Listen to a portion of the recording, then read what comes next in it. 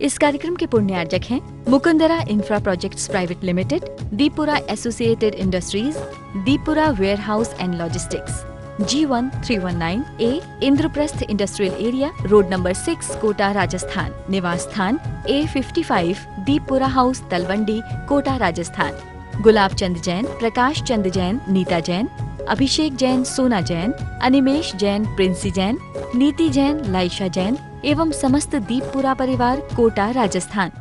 ऐसा होता है क्या, जब कोई व्यक्ति मर जाता है तो इस पलंग पे मरता है, जिस खटिया पे मरता है वो खटिया वो पलंग उठा के बाहर फेंक देते हैं।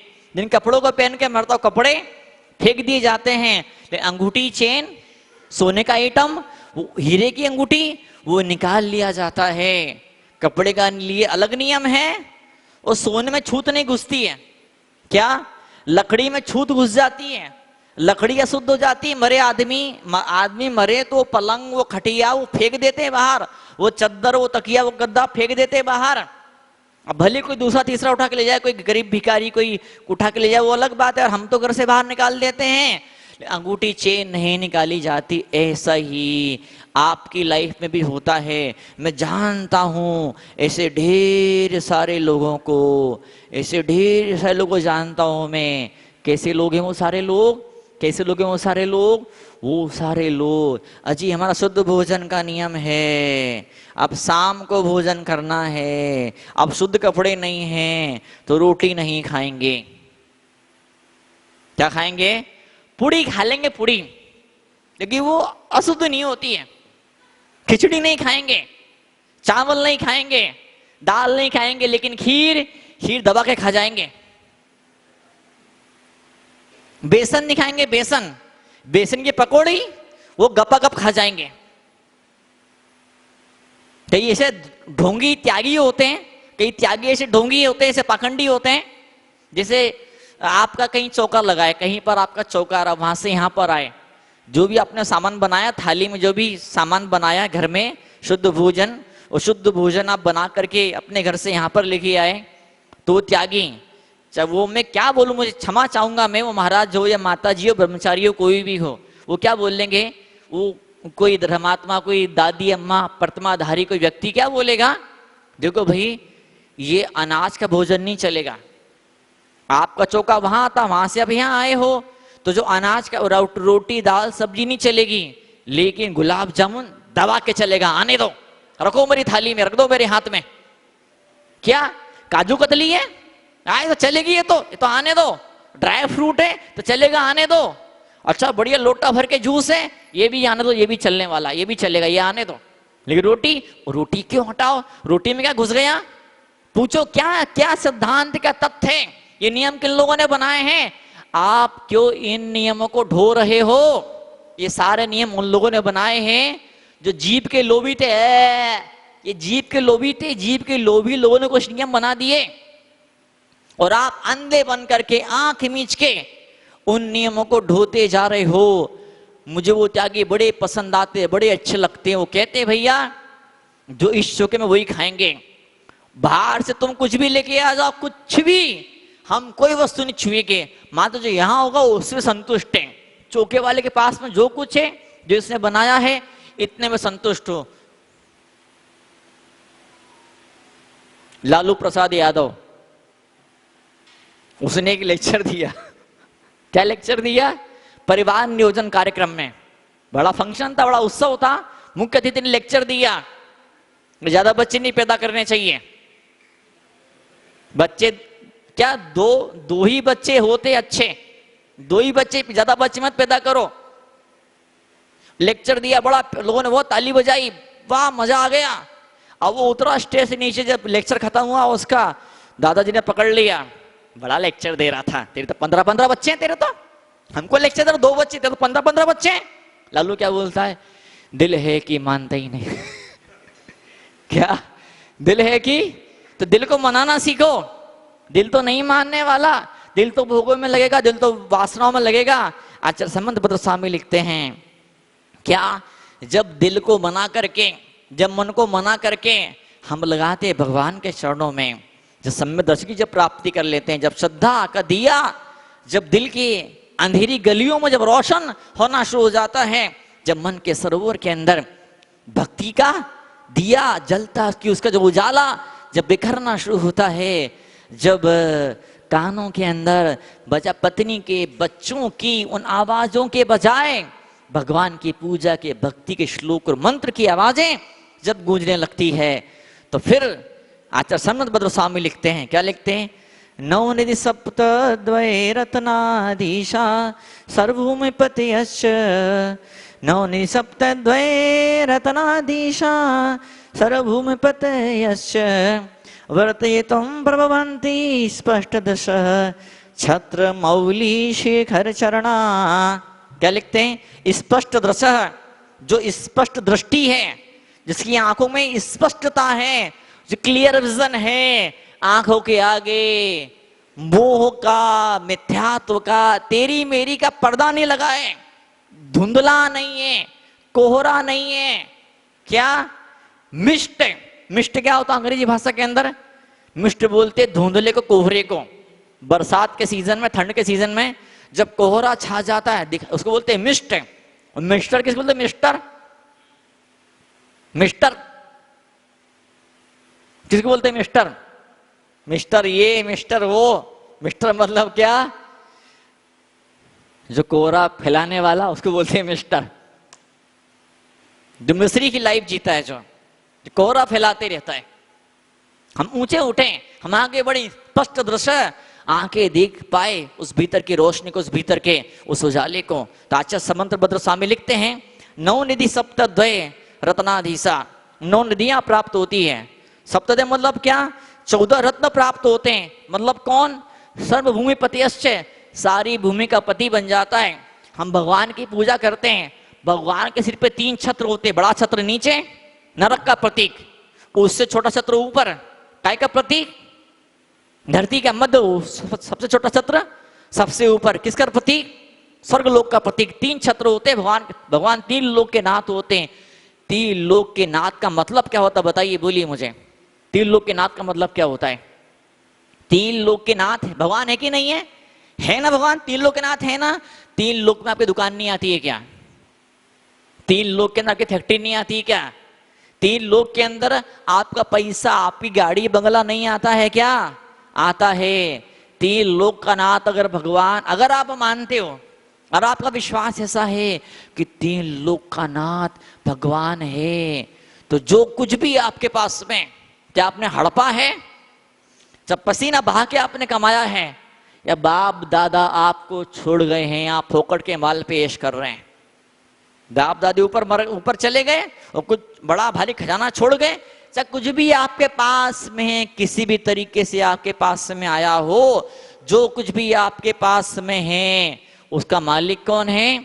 वो 3 लोक का नाथ तो परमेश्वर परमात्मा है। अब आप मुझे बताइए, अगर फैक्ट्री में आग लग जाए, अगर फैक्ट्री में आग लग जाए, तो नौकर को क्या घाटा होगा? उसको अपनी सैलरी मिलेगी, उसकी सैलरी से तनख्वाह जो है, उसको तनख्वाह मिलती, तनख्वाह उसको मिलने वाली है, तनख्वाह में कोई घाटा ना। घाटा किसका होगा? घाटा सारा मालिक का होगा। मालिक रोएगा, नौकर काय को रोएगा? नौकर क्यों रोएगा? अरे आज 1 तारीख है, तनख्वाह उसको मिल गई थी और 1 तारीख की रात को फैक्ट्री में आग लगी, क्या घाटा हो उसका? नौकर बिल्कुल नहीं रोएगा, हाथ पैर सलामत है, दिमाग बुद्धि बढ़िया, शरीर फिट है बिल्कुल, मैं नई नौकरी ढूंढ लूंगा। लेकिन मालिक रोएगा, हाय मेरी फैक्ट्री जल गई, हाय मेरी फैक्ट्री। मालिक रोएगा। जो दौलत आपके पास में है, जो कुछ उपलब्धियां आपके पास में हैं, आप उसके मालिक नहीं हैं। मालिक कौन है? वो 3 लोक का नाथ, वो भगवान मालिक है। हमको क्यों रोए? काय को रोए? हम कुल मिला के आंसू पोंछने की बात है, हम रोए नहीं, उसके लिए हम दुखी न हो, परेशान न हो, टेंशन न लें। एक डॉक्टर ने मुझे बताया था, वो एलोपैथी का भी ट्रीटमेंट करते थे, वो आयुर्वेद की दवा भी देते थे। उन डॉक्टर ने मुझे बताया, महाराज जी कोई सा भी मरीज आए, कोई सी बीमारी वाला कोई सा भी मरीज आए, हर बीमारी में मैं डिप्रेशन की और टेंशन की दवाई देता हूं। और मैंने हर बार महसूस किया कि टेंशन डिप्रेशन की दवाई से वो जो भी बीमारी है, जो भी कोई सी बीमारी, हर बीमारी में बड़ा भारी फायदा होता है। और जब मैं टेंशन डिप्रेशन की दवाई जब मैं नहीं देता हूं, मैं जब दवाई नहीं देता हूं मैं, तो जो बीमारी की दवाई है वो धीमे धीमे बहुत कम, बहुत ही कम असर करती है। बताओ आप लोग कितने बोझिल से हो गए। जब मंदिरों में आते हैं उन्हें क्या चीज मिलती है? मंदिरों में आते उन्हें क्या चीज मिलती है?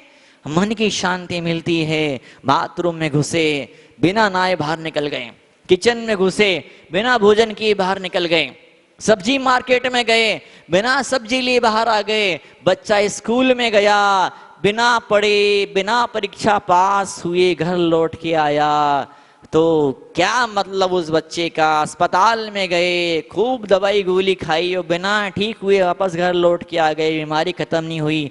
क्या मतलब अस्पताल में जाने का? और मंदिर में आए बिना शांति लिए, बिना आनंद कमाए यहां से बाहर निकल गए। यहाँ क्या मिलता था? वहां सब्जी मिलती है, वहां फल मिलते हैं, उस मार्केट में कपड़ा मिलता है, उस मार्केट में लोहा मिलता है, उस मार्केट में सोना मिलता है। यहाँ क्या मिलता है? यहाँ क्या मिलता है? ये फैक्ट्री इस फैक्ट्री में क्या बनता है? इस फैक्ट्री में आनंद बनता है, खुशियां प्रोडक्शन होता है, खुशियां बनती, आनंद बनता है। ये खुशी हमारा जन्मसिद्ध अधिकार है। हम इस खुशी को पाने के लिए पैदा हुए हैं, हम इस आनंद को पाने के लिए पैदा हुए हैं। और मरते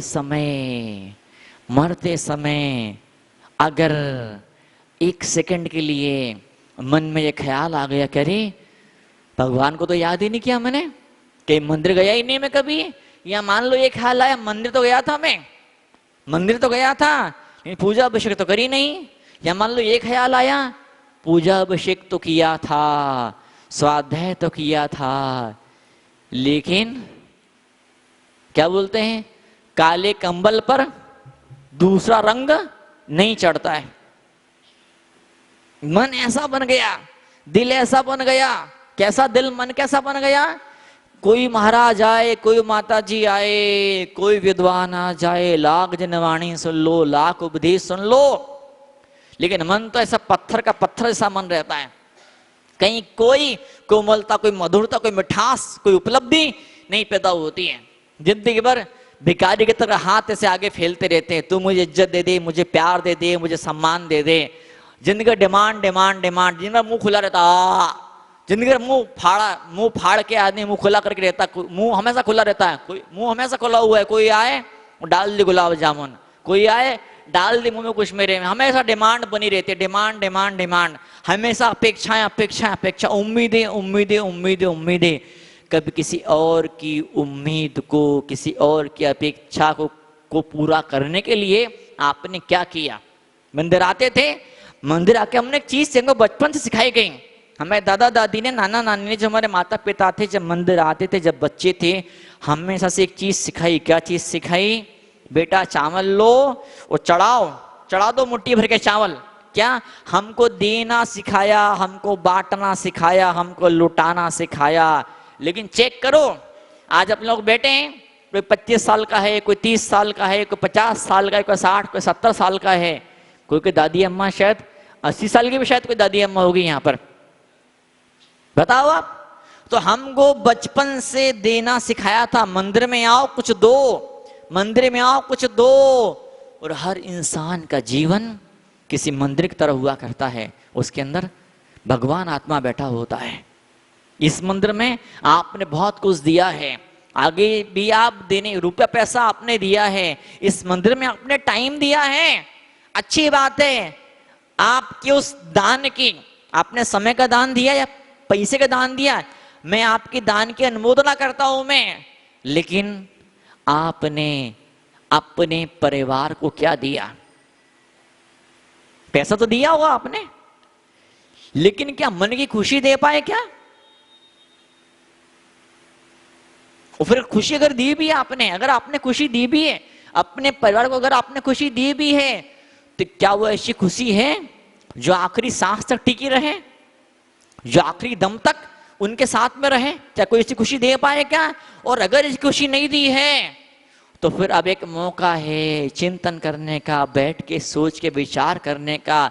आप पूरे परिवार के लिए, पूरे समाज के लिए आप मुझे कुछ ऐसा देना है, और सबसे पहले मुझे अपने आप को कोई ऐसी गिफ्ट देनी है, कोई ऐसी खुशी देनी है जो किसी तूफान में, किसी भूकंप में खत्म ना हो पाए, वो आनंद मुझे प्राप्त करना है। रात का 12 बजे का अंधेरा, अमावस्या की अंधेरी रात, लाइट नहीं है, कहीं कोई लाइट नहीं है, सड़क पे लाइट नहीं है, घर में लाइट नहीं है। कल्पना करो, कोई टार्च कुछ नहीं है, कहीं कुछ नहीं है। आप कल्पना करो आपके हाथ में जलता दिया है, आप पड़ोसी के पास में जा रहे हैं। क्यों जा रहे हैं पड़ोसी के पास में? अंधेरा देने के लिए। संभव है क्या? बताइए। आप घनघोर गुप्त अंधेरी काली रात में पड़ोसी घर जा रहे हैं, हाथ में जलता दिया लेकर, किस भावना से? इसको मैं अंधेरा दूं। संभव है क्या? नहीं है। अगर हाथ में उजाला है तो उजाले ही उसको मिलने वाले हैं। ऐसे ही अगर दिल में अंधेरे हैं तो बाहर की सारी पूजाएं, सारी प्रतिष्ठाएं, सारे जाप, सारी साधनाएं सिर्फ और सिर्फ अंधेरा ही बिखराएगी। आचार्य संबंधभद्र स्वामी यहाँ पर लिखते हैं रत्न सावकाचार्य के 38 श्लोक के अंदर कि जब दिल में भक्ति का जब उजाला फैलना शुरू हो जाता तो उससे क्या मिलता है? पिछले श्लोकों के अंदर उन्होंने कहा ये मिलता वो मिलता, आज कह रहे हैं चक्रवर्ती बन जाता है, 9 निधियों का स्वामी बन जाया करता है। और क्या मिलता है? 14 रत्न मिल जाते हैं, छत्र मौली शेखर चढ़ना, बड़े बड़े सम्राट, बड़े बड़े मुकुटबद्ध राजा, बड़े बड़े मुकुटधारी, बड़े बड़े सम्राट वो चक्रवर्ती के चरणों में सिर झुकाना शुरू कर देते हैं। सिर क्यों झुकते हैं? उन सम्राटों के, उन बड़े बड़े सम्राटों का सिर झुकते हैं चक्रवर्ती के चरणों में। चक्रवर्ती का सिर झुकता है, कहाँ झुकता है? भगवान के चरणों में। अगर आप भगवान के चरणों में सिर झुकाना सीख जाओगे। इस कार्यक्रम के पुण्यार्जक हैं Mukundra Infra Projects Private Limited, Deepura Associated Industries, Deepura Warehouse and Logistics, G1 319A, Indraprastha Industrial Area, road number 6, Kota, Rajasthan. निवास स्थान A55, दीपुरा हाउस, तलवंडी, कोटा, राजस्थान। गुलाब चंद जैन, प्रकाश चंद जैन, नीता जैन, अभिषेक जैन, सोना जैन, अनिमेश जैन, प्रिंसी जैन, नीति जैन, लाइशा जैन एवं समस्त दीपपुरा परिवार, कोटा, राजस्थान।